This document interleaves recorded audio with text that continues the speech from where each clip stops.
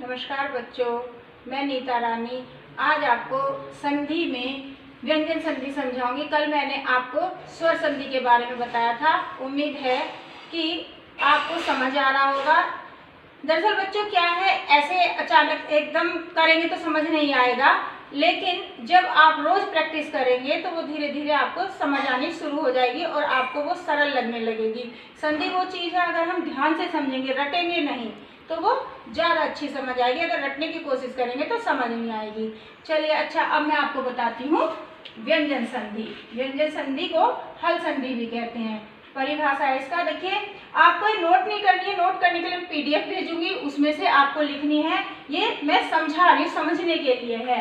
देखिए जब व्यंजन का स्वर या व्यंजन से मेल होता है तो व्यंजन संधि कहलाती है। व्यंजन का स्वर या व्यंजन के साथ मेल व्यंजन संधि कहलाती है। जैसे पूर्ण है, जमा, चंद्रह, ये हमने जब बनाई तो पूर्णस चंद्र हो गया। इसका नियम आगे बताऊंगी, अभी आप इतना समझ लीजिए कि यहाँ पे व्यंजन है और यहाँ आपका व्यंजन है, तो दोनों को मिलाया व्यंजन हो गया पूर्णस चंद्रह। व्यंजन संधि के 7 प्रकार होते हैं। 7 तरह की व्यंजन संधि होती है। ष्टुतु संधि, ष्टुतु संधि, जसतु संधि, चतुर संधि, अनुस्वार संधि, लतु संधि और परस्वर्ण संधि। इसमें पहली हमारी ष्टुतु संधि, इसका सूत्र है स्तो हो इश्चु नाश्चु हु। यदि सकार, ध्यान से देखिएगा, यदि सकार यानी ये स, या तवर्ग कहते हैं त, थ, द, ध, न। यदि सकार का मतलब है स, या तवर्ग का मतलब है त, थ, द, ध, न में से कोई भी वर्ण। जब मैंने आपको वर्णमाला पढ़ाई थी तो उसमें वर्ग पढ़ाए थे, तो त, थ, द, ध, न आप समझ जाएंगे। के बाद शकार अर्थात ये श, या चवर्ग का मतलब है च, छ, ज, झ, अ आए तो सकार को शकार तथा तवर्ग को क्रम से चवर्ग हो जाता है।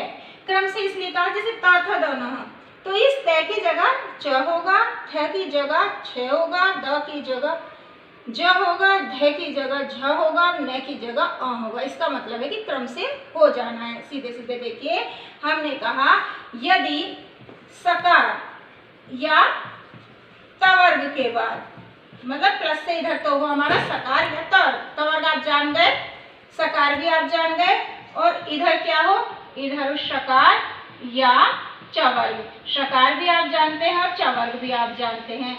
तो क्या हो जाएगा, तो क्रम से जो हमारा तवर्ग है वो चवर्ग में बदल जाएगा। देखिए हरिश प्लस से ते, तो इधर क्या है, सकार है, छोटा से है, और इधर शकार है, तो क्या हो जाएगा, ये जो सकार है हमारा छोटा से है वो बड़े से में बदल जाएगा, शकार में बदल जाएगा। हमने कहा सकार या तवर्ग के बाद, शकार या चवर्ग आए तो सकार या तवर्ग शकार या चवर्ग में बदल जाता है। तो यहाँ क्या है, सकार आया तो शकार में बदल जाएगा, और ये हलंत से यानी आदर्श है, हरिश से ते।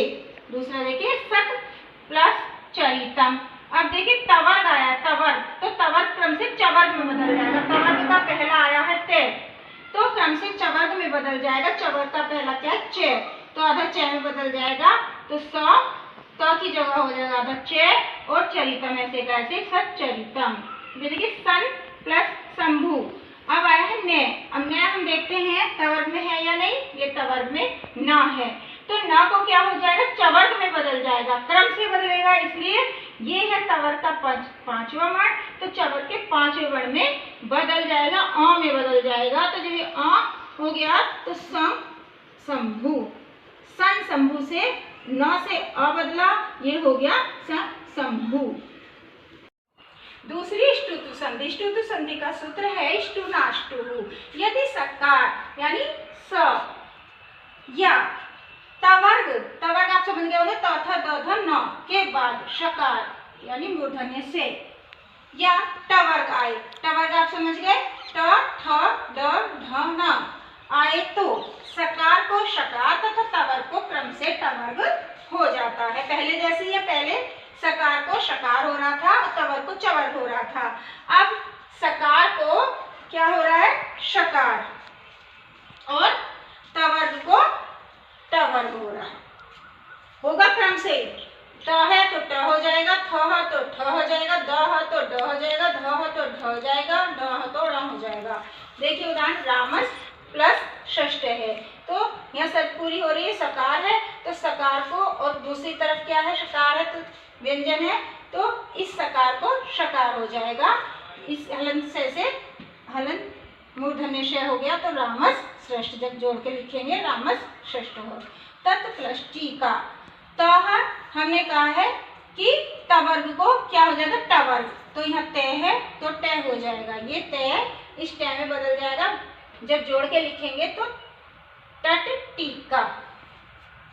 पेश प्लस ता, तो स को मूर्धन्य ष हो जाएगा, जोड़ के लिखेंगे तो पेष्टा। देखिए तीसरी है जसर्थ संधि, इसका पहला सूत्र है झलाम जस जसी। अब आपको सिर्फ समझना है, जो लिखना है वो पीडीएफ से भेजूंगी, पहले बता चुकी, तो आपको सिर्फ समझना है। प्लस से पहले तो हो झल और बाद में हो जश, तो झल जो है वो जश में बदल जाता है।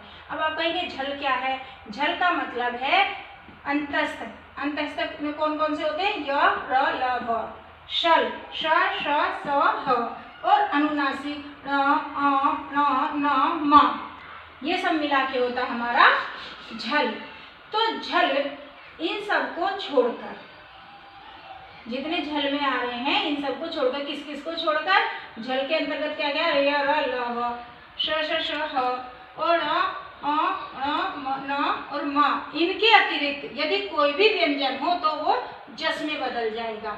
या सीधे सीधे तौर पे ये कहिए, उदाहरण आप देख सकते हैं कि मान लीजिए आपका है यहाँ योध और इस तरह है धा, तो जो ये है आप देखिए किस वर्ग का है, ये तवर्ग का, त थ द ध, चतुर्थ वर्ण है, तो ये जो चतुर्थ वर्ण है ये अपने तृतीय वर्ण में बदल जाएगा। तृतीय वर्ण कौन सा, तवर्ग का, त थ द, तो द में बदल जाएगा, और जब इसे मिला के लिखेंगे तो यो आधा द धा, योद्धा, और मिलाने पे हो जाएगा हमारा योद्धा। दोबारा से समझिए, साधारण तरीके से समझ लीजिए कि यहाँ पर जब झल के अतिरिक्त कोई भी वर्ण हो तो वो अपने तृतीय वर्ण में बदल जाएगा। किसी भी वर्ग का हो कोई भी वर्ण, वो अपने तृतीय वर्ग में बदल जाएगा। अभी चतुर्थ वर्ग है टवर्ग का, तो तृतीय वर्ग में बदलेगा, तो तृतीय वर्ण में है दा, तो धा की जगह जब यो होगा, दे बनेगा तो योद्धा आएगा, और योद्धा को जब इकट्ठा करके लिखेंगे तो योद्धा। अब दूसरा देखिए, जैसे लब प्लस धा, अब भय देखिए किसका, पवर का, पे फे बे भय, ये चतुर्थ वर्ण है, हमारी नियम पूरा हो रहा है, भय है, और इनमें से भी कोई नहीं है। देखिए ना तो ये कोई है, ना ये है, और ना ये है, भय इनके अतिरिक्त है, तो इनके अतिरिक्त कोई भी वर्ण जो आता है वो जश में बदल जाता है, यानी कि कोई भी चौथा वर्ण आएगा तो वो तृतीय में बदल जाएगा। अब ये पवर्ग का भय जो है वो चतुर्थ वर्ण है, पे फे बे भय, तो तृतीय में बदल जाएगा, पे फे बे, बे में बदल जाएगा, आधा भय था आधा में आएगा, मिला के लिखेंगे तो लब्ध है। इसका दूसरा सूत्र है झलाम जसो अंते। ये आप देखिए, ये जब कोई वर्ण आए, कोई भी वर्ग का प्रथम आएगा तो वो तृतीय में बदल जाएगा। जैसे वा जमा ईश है, तो कवर्ग का प्रथम है, प्रथम वर्ण है, तो ये अपने तृतीय वर्ण में बदल जाएगा। कवर्ग का तृतीय वर्ण होता है ग, तो क की जगह ग हो जाएगा, मिला के लिखेंगे तो ये ग, और जब ग पे ई की मात्रा हम लगा देंगे तो वागीश है। दोबारा देखिए कि यहाँ पे कोई भी वर्ण आए वो अपने तृतीय वर्ण में बदल जाएगा, किसी भी वर्ग का है, तो कवर्ग का आया है प्रथम तो तृतीय में बदल जाएगा, कवर्ग में तृतीय होता है ग, तो वाग हो गया। जब ग में ई मिला दिया तो वागी, और श से ग ऐसा ही वागीश है।